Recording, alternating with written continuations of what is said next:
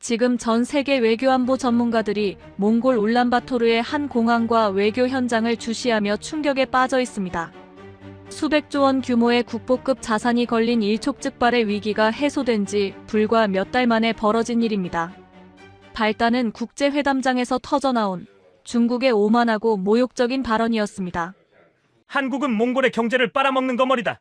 내 말이 틀렸나? 이 노골적인 조롱에 몽골 정부는 굴욕감에 치를 떨었지만 단 한마디도 반박할 수 없었습니다. 경제의 78%가 중국의 손에 있었고 그들은 국경 폐쇄라는 가장 잔인한 무기를 들고 몽골의 반응을 비웃듯 기다리고 있었기 때문입니다. 중국은 자신들의 승리를 확신했습니다. 그러나 그 순간 예상치 못한 대반전이 일어났습니다. 정부가 아닌 몽골 국민들이 먼저 들고 일어섰습니다. 청년들은 우리의 영혼을 갉아먹는 진짜 세력은 중국이다. 더 이상 굴욕적인 종속은 거부한다. 외치며 한국을 자유로운 미래의 형제로 지목했습니다. 이 강력한 국민적 각성과 외침이 외신을 뒤덮자 중국 정부는 결국 압박을 거두고 황급히 물러설 수밖에 없었습니다. 대체 무엇이 몽골 청년들을 이토록 용감하게 만들었을까요? 그리고 이 모든 사건의 이면에는 몽골의 미래가 걸린 중국의 72시간 국경 폐쇄 최후 통첩과 수백조 원 히토류 광산 개발권이라는 거대한 미스터리가 숨어 있습니다. 모두가 절망했던 그때 누구도 예상치 못했던 한동아시아 국가의 조용한 결정이 몽골을 구원했고 불과 몇 달 뒤 몽골 수도에는 K전차 120대와 한국군 훈련단이 도착하게 되었습니다. 힘이 아닌 문화로 시작되어 안보동맹으로 이어진 기적의 이야기 지금 시작합니다. 잠깐만요. 영상 시청하시기 전에 여러분의 좋아요와 구독 그리고 알림 설정은 힘든 상황에서 큰 힘이 됩니다.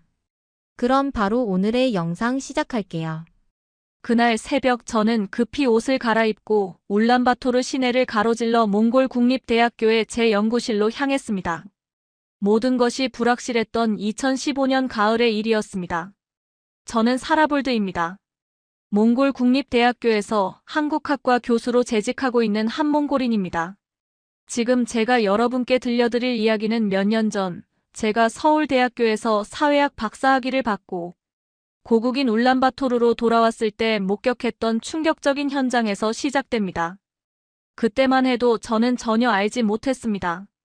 제가 돌아온 그 시기가 몽골 현대사에서 가장 중요하고 극적인 전환점이 될 줄은 말입니다.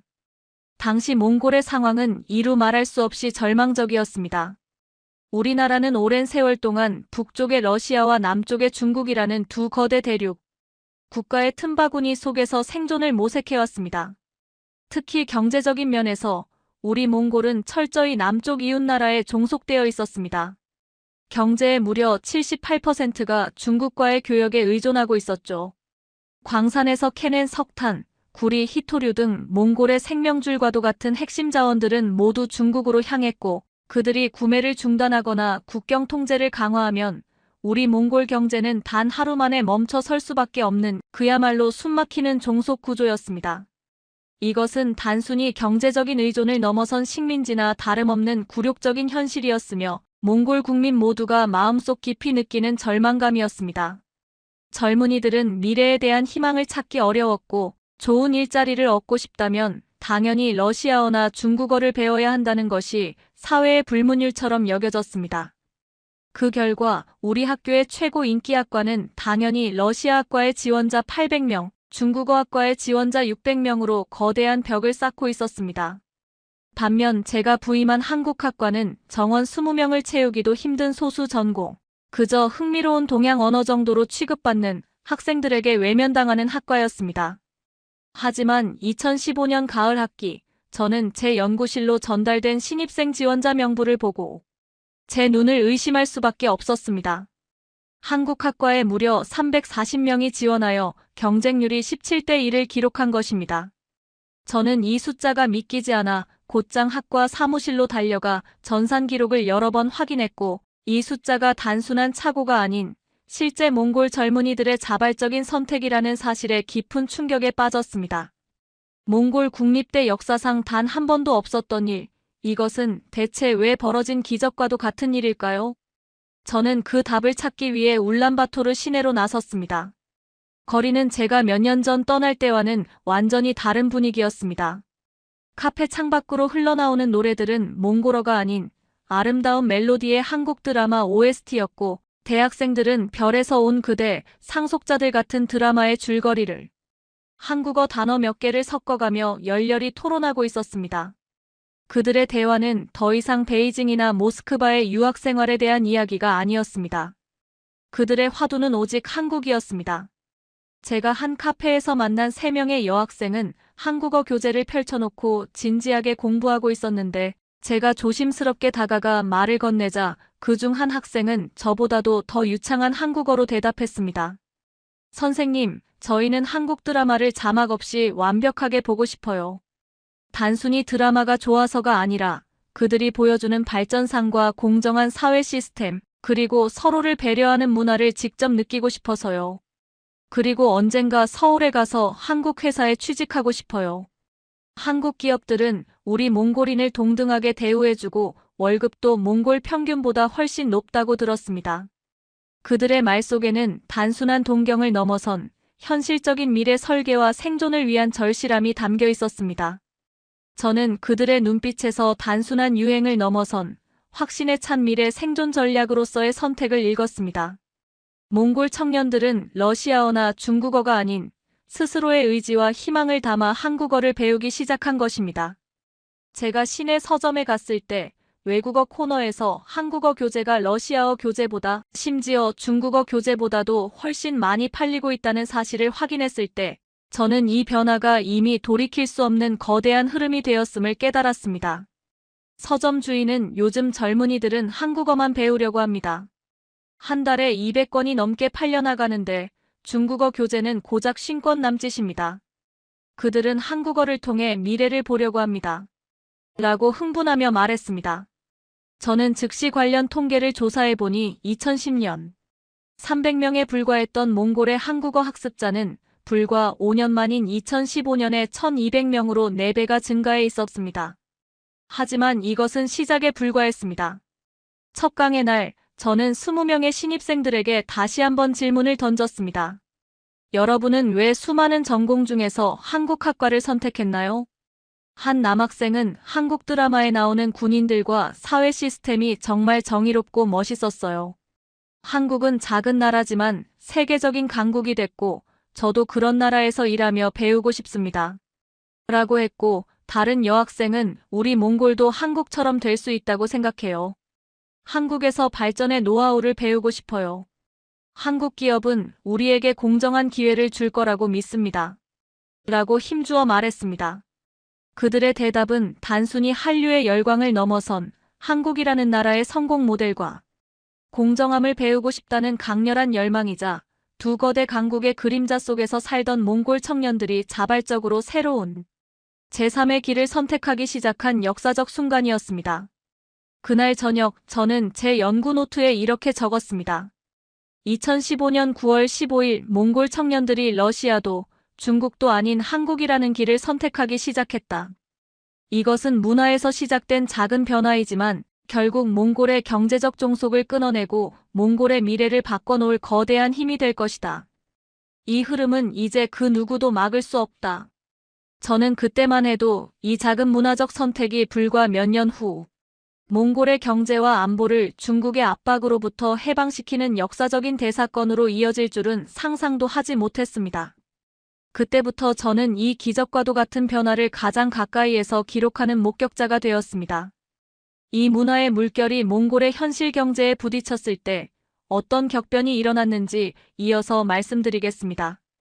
2015년 가을, 한국을 향한 우리 몽골 청년들의 뜨거운 선택을 목격한 후 저는 이 거대한 문화적 흐름이 과연 우리 몽골의 냉혹한 현실 경제와 충돌했을 때 어떤 기적을 만들어낼 수 있을지 기대 반 우려 반의 심정으로 지켜보기 시작했습니다. 저는 문화의 힘을 믿었지만 현실의 벽은 너무나 두껍고 높았습니다. 2016년부터 2018년까지 우리 몽골이 직면해야 했던 경제적 현실은 한없이 잔혹하고 어두웠습니다. 한류 열풍이 불고 한국어 학습자가 폭발적으로 늘어나던 바로 그 시기, 몽골은 역사상 가장 심각한 경제 위기 중 하나를 겪고 있었습니다. 제가 앞서 누누이 말씀드렸듯이 몽골 경제의 무려 78%는 남쪽 이웃나라 중국에 대한 광물 수출에 전적으로 의존하고 있었습니다. 이것은 우리 몽골 경제의 숨통이 중국의 손에 쥐어 있다는 것을 의미했으며 그들이 언제든 우리의 목줄을 죄어올 수 있다는 끔찍한 현실, 즉 경제적 종속국이라는 슬픈 운명이었습니다. 그리고 2017년 2월 그 끔찍한 현실이 가장 잔인하고 노골적인 방식으로 우리 앞에 드러났습니다. 중국이 달라이 라마의 울란바토르 방문을 구실로 삼아 강력한 경제 보복의 칼을 꺼내 든 것입니다.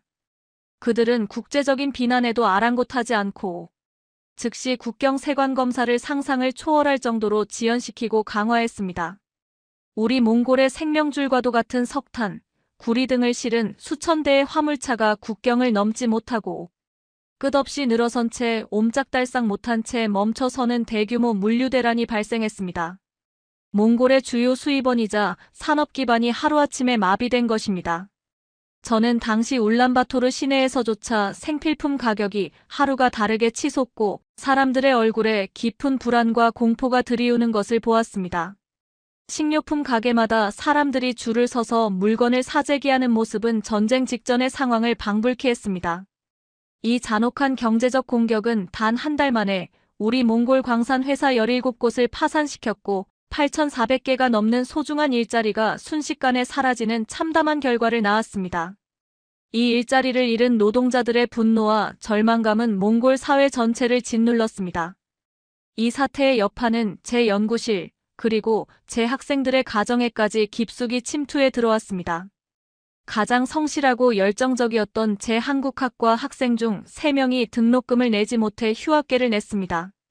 그들이 모두 파산한 광산회사의 노동자였던 아버지들을 두었다는 사실을 알았을 때 저는 교수로서 이 젊은이들에게 아무것도 해줄 수 없다는 현실에 너무나 큰 무력감과 슬픔을 느꼈고 밤잠을 설치며 괴로워했습니다.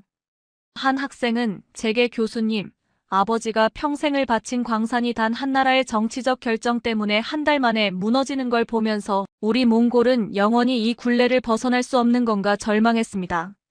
라고 흐느꼈습니다. 울란바토르 시내에서는 중국은 우리에게서 손을 떼라 고 외치는 항해 시위가 격렬하게 벌어졌지만 우리 몽골 정부는 국제사회의 도움을 청하지도 못하고 철저히 속수무책이었습니다. 그들의 생존권이 중국의 결정에 달려 있었기 때문입니다. 결국 우리 정부는 굴욕적으로 달라이 라마와의 관계를 끊겠다고 약속했고 그제야 마지못해 국경이 열렸습니다. 이것은 단순한 외교적 사건을 넘어선 우리 국민 모두가 뼈저리게 느낀 국가 경제 주권의 처참한 상실이었으며 우리 청년들의 미래가 단 한 나라의 정치적 결정에 의해 언제든 짓밟힐 수 있다는 끔찍한 현실의 확인이었습니다. 이 사건은 몽골 사회 전체에 자주 독립국가로서의 정체성에 깊은 트라우마를 남겼습니다. 동시에 북쪽 이웃나라인 러시아의 상황 역시 우리에게 희망을 주기는커녕 절망을 더했습니다. 2014년 크림반도 병합 이후 서방의 강력한 경제 제재가 시작되면서 러시아의 루블화 가치가 끝없이 폭락했습니다.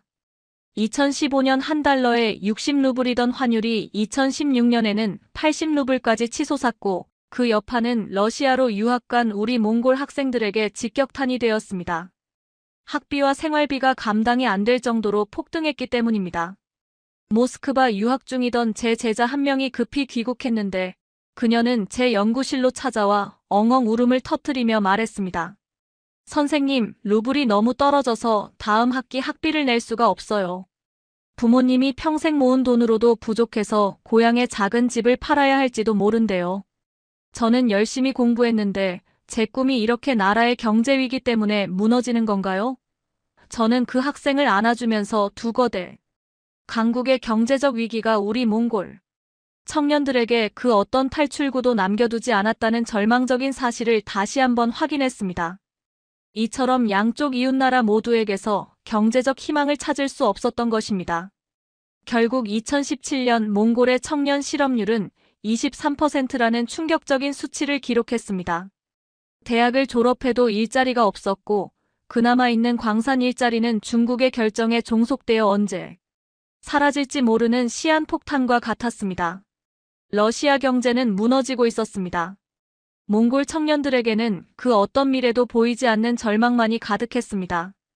저는 이 절망적인 현실 속에서 우리 청년들이 마지막으로 어떤 대안을 찾고 있는지 과학적으로 확인하기 위해 그해 여름 대규모 설문조사를 실시했습니다. 몽골 국립대 학생 500명을 대상으로 한 질문은 간결했습니다. 졸업 후 어느 나라에서 일하고 싶습니까? 결과는 단순한 문화적 호감을 넘어선 생존을 위한 처절한 선택을 보여주었습니다. 중국이라고 답한 학생은 9%에 불과했고 러시아는 6%였습니다. 그런데 놀랍게도 한국이라고 답한 학생이 무려 62%를 차지한 것입니다. 이 62%라는 숫자는 굴종 대신 자유를 택하겠다는 우리 청년들의 강력한 선언이었으며 기존의 경제 패러다임을 거부하는 명확한 증거였습니다. 저는 이 결과를 들고 국제학회에 나섰지만 해외의 많은 교수들은 제 보고를 믿지 못한다는 표정이었습니다. 한 교수는 질문했습니다. 볼드 교수님, 이건 한류라는 일시적인 문화적 현상 아닙니까?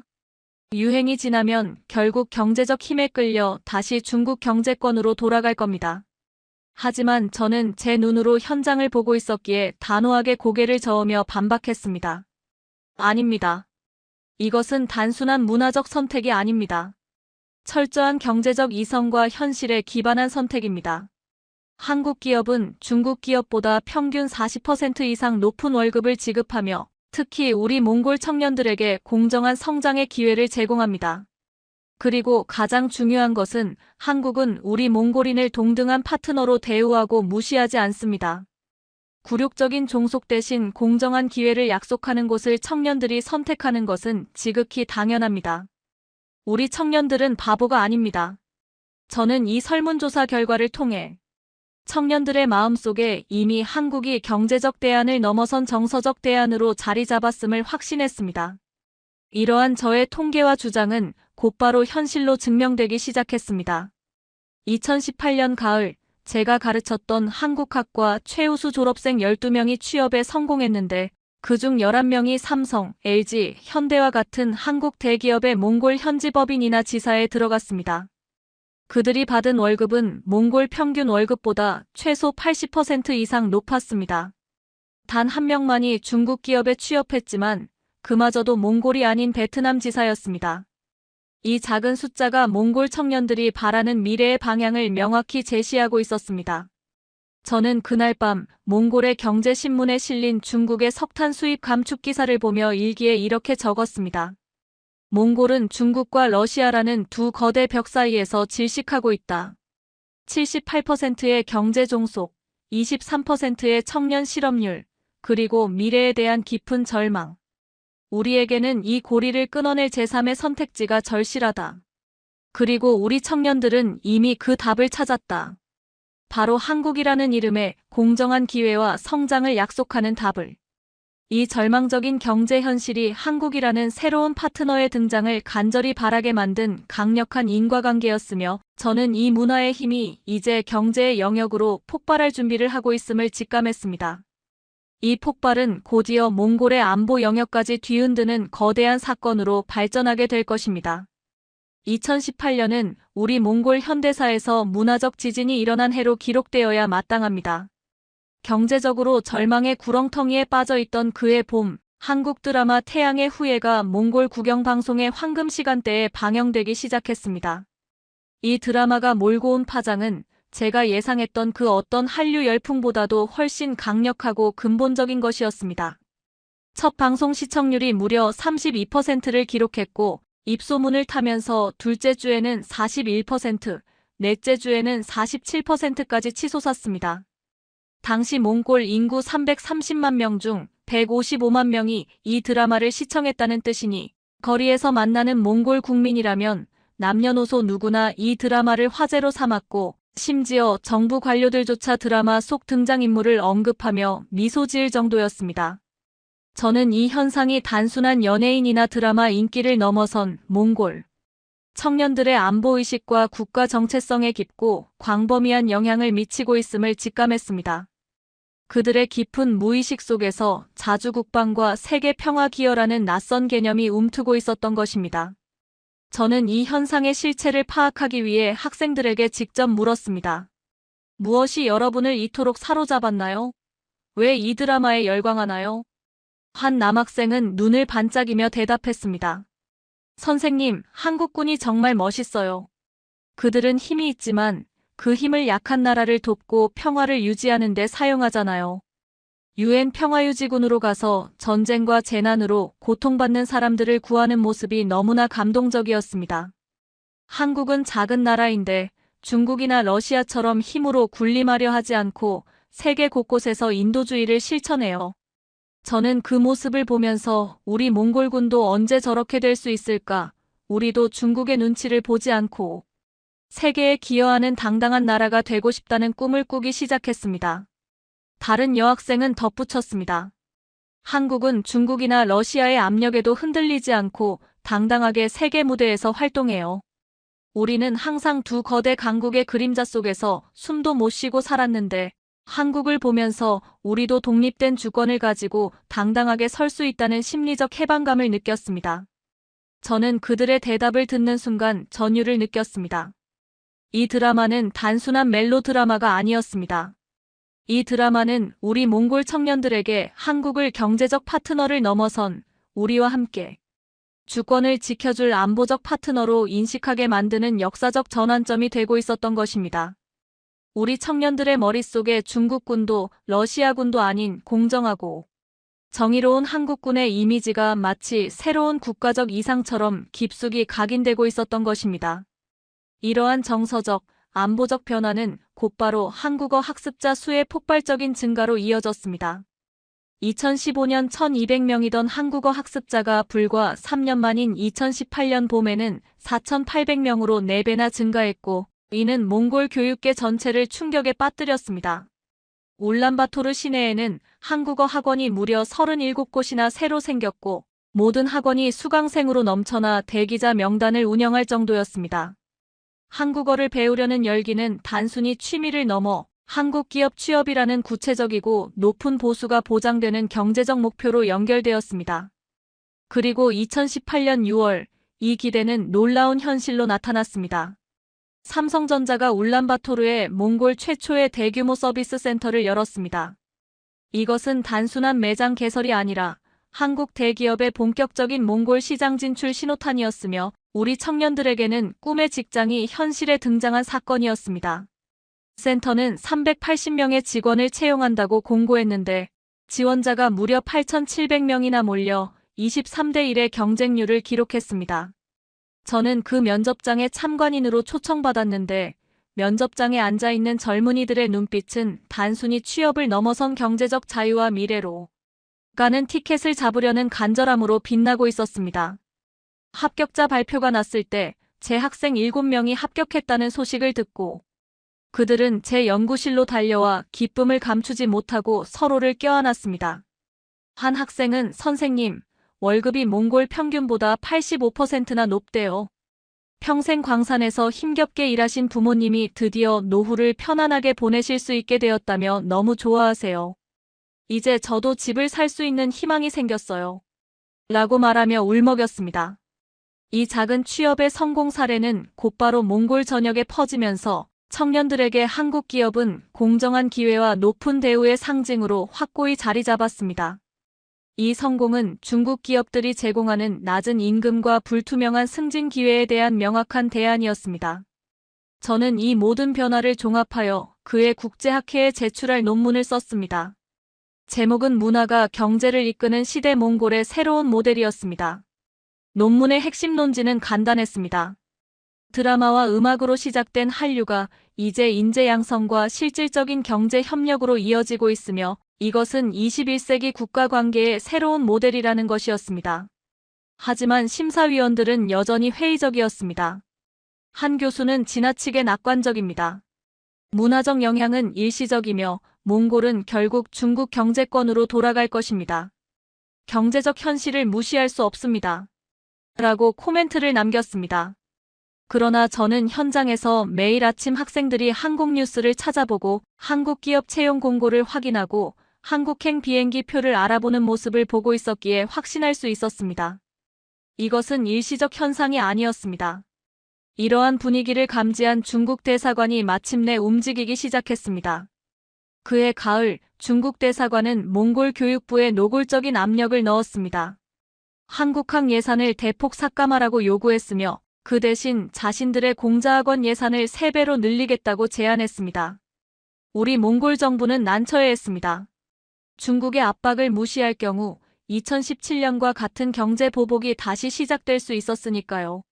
하지만 동시에 한국 기업 취업을 희망하는 청년들의 강력한 열망과 선택을 정부가 막을 수도 없었습니다. 결국 한국학 예산은 삭감은 피했지만 동결되었고 저는 이 외교적 줄다리기를 보며 그날 일기에 이렇게 적었습니다. 중국이 두려워하고 있다.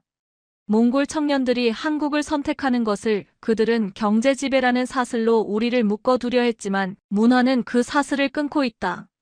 태양의 후예는 단순한 드라마가 아니었다. 한 세대 전체의 미래 선택을 바꾼 역사적 사건이었으며 이는 곧 경제적 투자와 안보의 영역으로 폭발할 불씨가 되었다. 이때까지만 해도 이 모든 것이 문화와 경제의 영역에서 벌어진 일이라고 생각했지만 곧이어 이 사건들은 몽골의 안보와 국가 존립이 걸린 최대의 위기로 번지게 될 불씨가 되었습니다. 문화적 각성과 청년들의 선택이 있었던 2019년 후반부를 지나 2020년 1월 마침내 몽골의 경제 판도를 근본적으로 뒤흔들 거대한 사건이 터졌습니다. 저는 그날 울란바토르 정부 청사에서 열린 기자 회견장에 민간 전문가 자격으로 참석했습니다. 총리가 단상에 올라 발표를 시작했을 때 저는 숨을 죽이고 그의 말에 집중했습니다. 총리가 발표한 첫 번째 소식은 포스코가 울란바토르 외곽에 종합제철소를 건설한다는 내용이었습니다. 투자 규모는 무려 18억 달러였습니다. 회견장 전체가 충격과 놀라움으로 크게 술렁였습니다. 18억 달러는 당시 몽골의 연간 국내 총생산인 140억 달러의 13%에 해당하는 금액으로 몽골 역사상 단일 외국인 투자로는 최대 규모였습니다.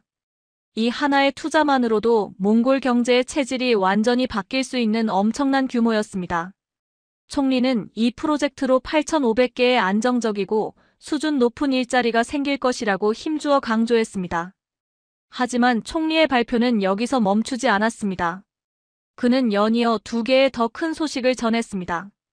LG화학이 9억 달러 규모의 배터리 소재 공장을 짓고 현대자동차가 7억 달러 규모의 자동차 부품 공장을 세운다는 내용이었습니다. 저는 급히 머릿속으로 이 모든 금액을 계산했습니다. 총 투자 금액은 무려 34억 달러였습니다. 이는 몽골 연간 국내 총생산의 24%에 해당하는 상상조차 할 수 없는 규모였습니다. 이 3개의 프로젝트를 통해 창출될 일자리는 총 1만 8천 개에 달했습니다. 이것은 단순한 외자 유치를 넘어선 우리 몽골이 그토록 벗어나고자 했던 중국에 대한 경제, 종속성을 근본적으로 끊어낼 수 있는 거대한 전환점이었습니다.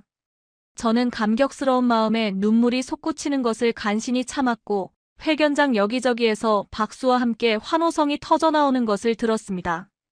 기자 회견이 끝나자마자 저는 급히 연구실로 돌아와 제 한국학과 학생들에게 문자를 보냈습니다. 긴급 세미나를 연다는 내용이었습니다. 그날 저녁 35명의 학생들이 연구실에 모였습니다. 그들의 눈빛은 기대와 희망으로 반짝이고 있었습니다. 저는 프로젝터에 이 34억 달러의 투자 내역을 띄우고 흥분된 목소리로 말했습니다. 여러분, 기회가 왔습니다. 포스코는 엔지니어와 기술자를 필요로 합니다. LG화학은 첨단 화학 전문가를 찾고 현대는 정밀 기계공학도를 원합니다.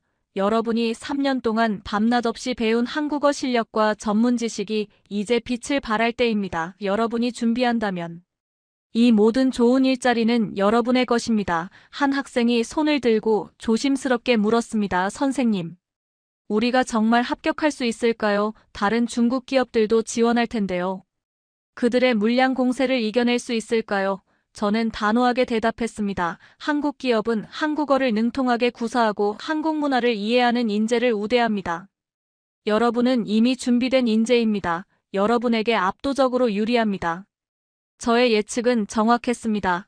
2020년 6월 포스코가 첫 채용 공고를 내고 420명을 뽑는다고 했을 때 제 한국학과 학생 23명이 지원했고 그중 17명이 합격했습니다. 무려 74%의 경이로운 합격률이었습니다. 합격한 학생들이 제 연구실로 달려와 보여준 계약서의 월급 항목은 몽골 평균 월급의 2.3배에 달했습니다.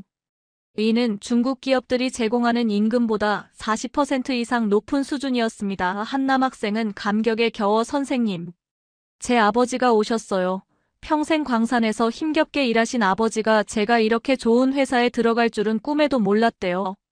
이제 가족 모두가 희망을 보게 되었습니다. 라고 말하며 눈물을 흘렸습니다. 이 성공을 시작으로 2021년 봄 LG 화학 채용에서 제 학생 19명 중 15명이 합격했고 2021년 가을 현대자동차 채용에서는 14명 중 11명이 합격했습니다. 저는 2020년부터 2022년까지 3년간의 통계를 정리했습니다. 제가 가르친 한국학과 학생 186명 중 무려 145명이 한국 기업에 취업했습니다. 합격률은 78%였습니다. 몽골 국립대 전체로 보면 숫자는 더욱 놀라웠습니다. 한국 기업들이 3년간 총 6,400명을 채용했는데 그중 4,800명이 우리 몽골 사람이었습니다. 75%의 비율이었습니다. 이 숫자가 곧 몽골 경제에 새로운 희망과 활력을 불어넣었습니다. 울란바토르 거리가 눈에 띄게 변하기 시작했습니다. 한국 기업 로고를 단 포스코의 파란색 버스, LG의 빨간색 버스, 현대의 은색 버스가 아침마다 거리를 누볐고 젊은이들이 그 버스를 타고 활기차게 출근했습니다. 2022년 여름 저는 졸업생 추적 조사를 했습니다. 한국 기업에 취업한 졸업생들의 만족도는 5점 만점에 4.3점으로 매우 높았습니다. 한 졸업생은 제게 이메일을 보내왔습니다. 선생님, 저는 포스코에서 3년 일했습니다. 이번에 한국 본사로 파견 갑니다. 포항으로요. 꿈만 같습니다. 이 모든 것이 한국어 공부를 시작한 덕분입니다. 저는 그날 연구 노트에 이렇게 적었습니다. 문화가 길을 열었고 투자가 다리를 놓았고 청년들이 그 다리를 건너고 있다. 2020년부터 2022년까지 3년은 몽골 현대사에서 전환점으로 기록될 것이다. 34억 달러와 1만 8천 개 일자리라는 숫자 너머에는 1만 8천 개 가족의 희망이 있다. 우리 몽골은 마침내 중국의 경제적 굴레를 끊어낼 실질적인 대안을 찾은 것입니다. 그러나 이 기쁨은 오래가지 못했습니다. 이 거대한 경제적 변화를 중국이 모를 리 없었습니다. 2024년 4월 8일 월요일 우리 모두가 긴장의 끈을 놓고 있던 그날 제 휴대폰이 울렸습니다. 몽골 외교부 차관의 긴급 전화였습니다. 볼드 교수님, 긴급 상황입니다. 지금 즉시 외교부로 와주실 수 있습니까? 저는 30분 후 외교부 회의실에 앉아 있었습니다. 차관이 건넨 서류는 중국 대사관에서 온 공문이었습니다. 저는 그 내용을 읽으며 온몸에 피가 식는 것을 느꼈습니다.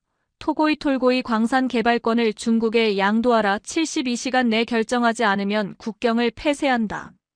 토고이 톨고이 광산은 몽골 최대의 히토류 광산이었습니다. 매장량은 무려 520조 원 규모로 전 세계 히토류 매장량의 12%가 묻혀 있었습니다.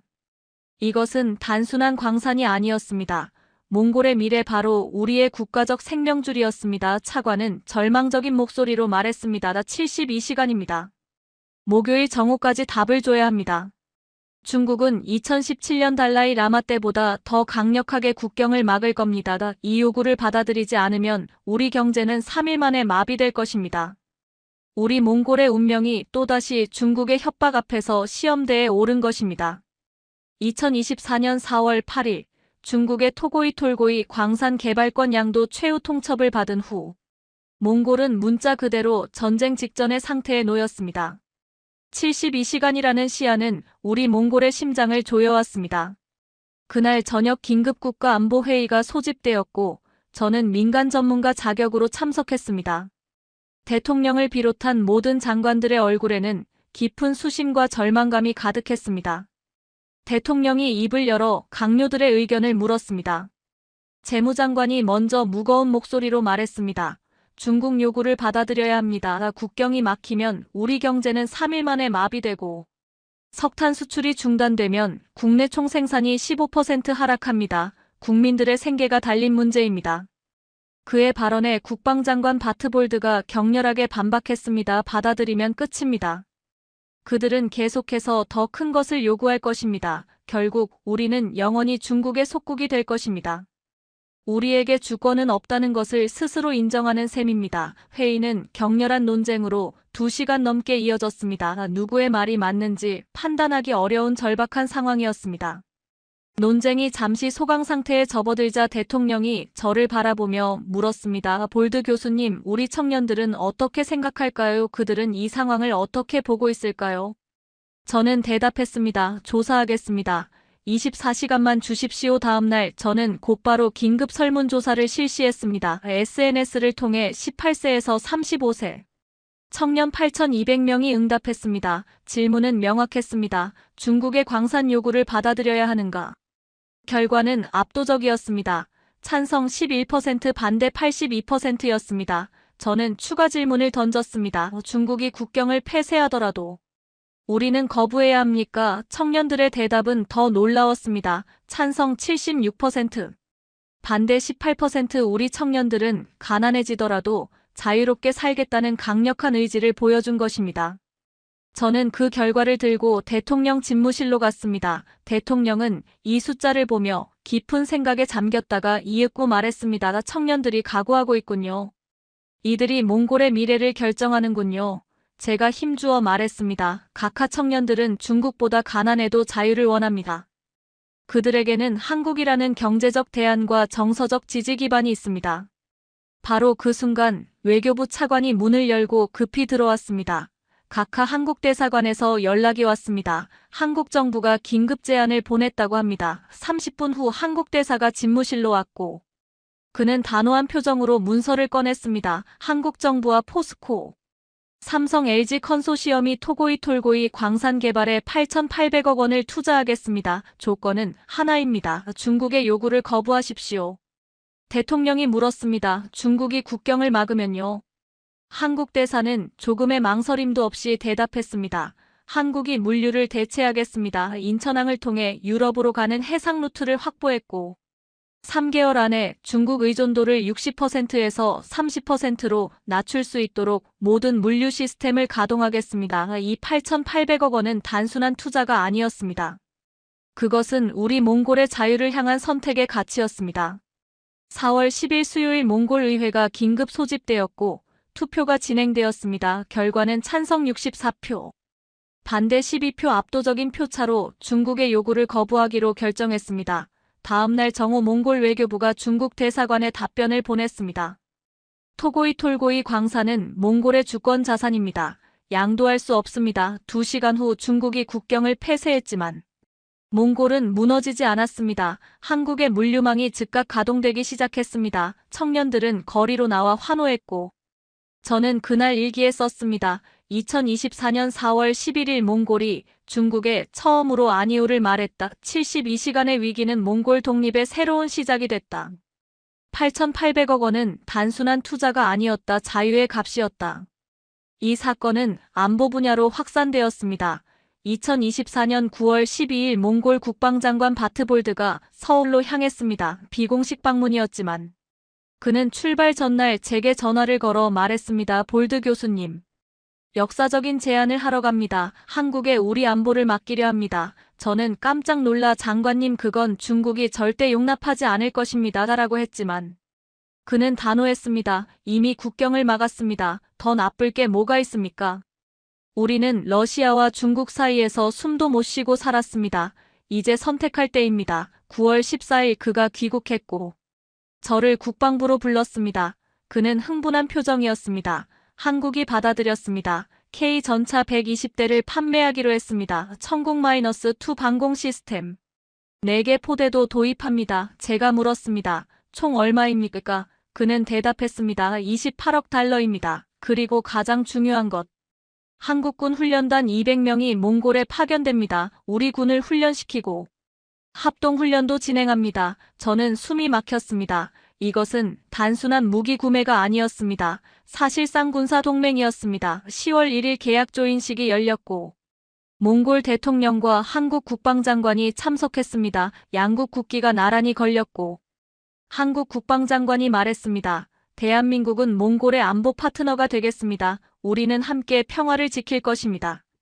조인식이 끝나고 2시간 후 중국 외교부가 성명을 내고 몽골의 군사 도발을 강력히 규탄하며 한국과의 군사 협력은 지역 평화를 위협한다고 주장했습니다. 다음 날 중국이 다시 움직였습니다. 몽골산 제품에 대한 추가 관세 30%를 부과하며 경제 보복을 시작한 것입니다. 몽골 기업들이 긴장했지만 놀라운 일이 벌어졌습니다. 한국 기업들이 투자를 확대했습니다. 포스코가 5억 달러 추가 투자, 삼성이 7억 달러 규모, 반도체 부품 공장 건설 LG가 4억 달러를 더 투자하겠다고 했습니다. 총 16억 달러였습니다. 중국의 경제 보복을 상쇄하고도 남는 금액이었습니다. 중국의 보복은 3주 만에 무력화되었습니다. 11월 한국군 훈련단이 몽골에 도착했습니다. 몽골군이 격례했고 한국군 단장은 몽골어로 인사했습니다. 우리는 형제입니다. 함께 훈련하고 함께 성장하겠습니다. 저는 그날 연구 노트에 분석을 썼습니다.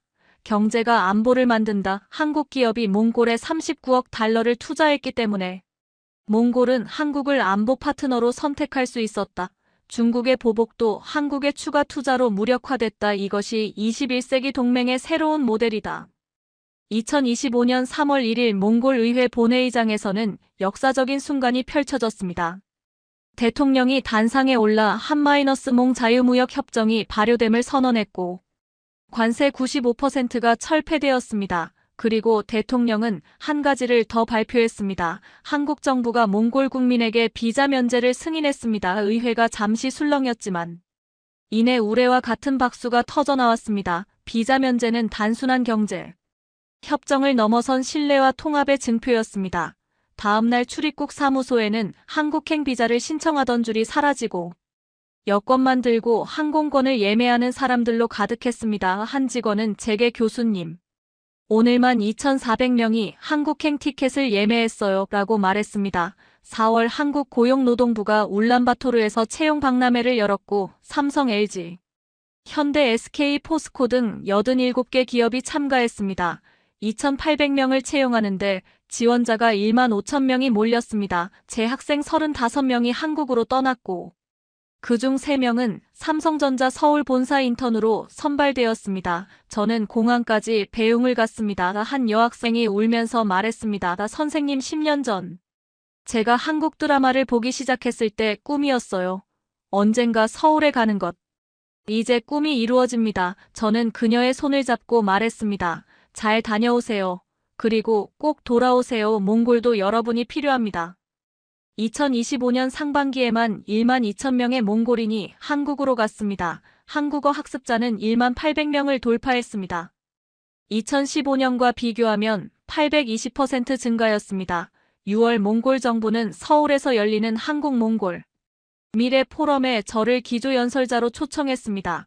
저는 수락했습니다. 2025년 9월 19일 저는 옥스퍼드 대학교 국제경제학회 연례 학술대회 기조연설자였습니다. 저는 프로젝터에 2015년 울란바토르 카페에서 한국 드라마를 보던 젊은이들의 사진을 띄웠습니다. 그리고 말했습니다.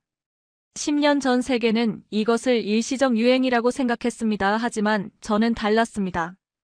이것이 시작이라고 봤습니다. 저는 몽골 청년들의 한국어 학습자 수 증가, 한국 기업의 39억 달러 투자, 그리고 중국의 최후 통첩에 맞서 한국이 지원한 8,800억 원의 자유회가, 한국-몽골 군사동맹까지 모두 발표했습니다. 하버드 교수가 질문했습니다. 교수님, 이것이 지속 가능합니까? 중국의 반발은요?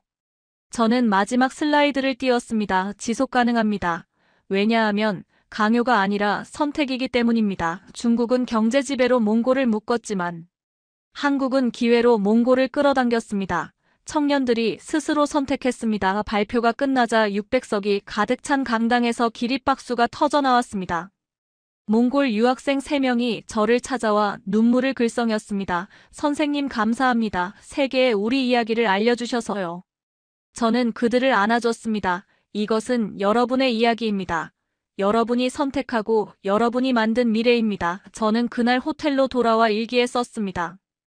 2015년부터 2025년 10년은 기적이었다. 문화가 시작이었고 경제가 달이었고 안보가 맹세였다. 중국도 러시아도 아닌 몽골이 스스로 선택한 길.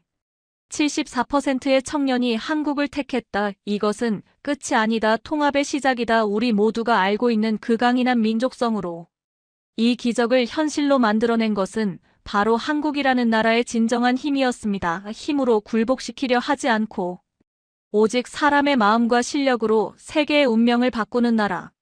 그들이 만들어낸 기적의 이야기는 이제 몽골을 넘어 전 세계의 희망의 등대가 될 것입니다.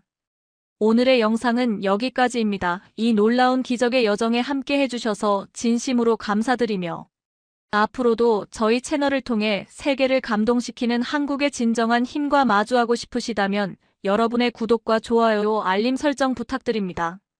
다음 영상에서 더 크고 놀라운 감동 사연으로 찾아뵙겠습니다.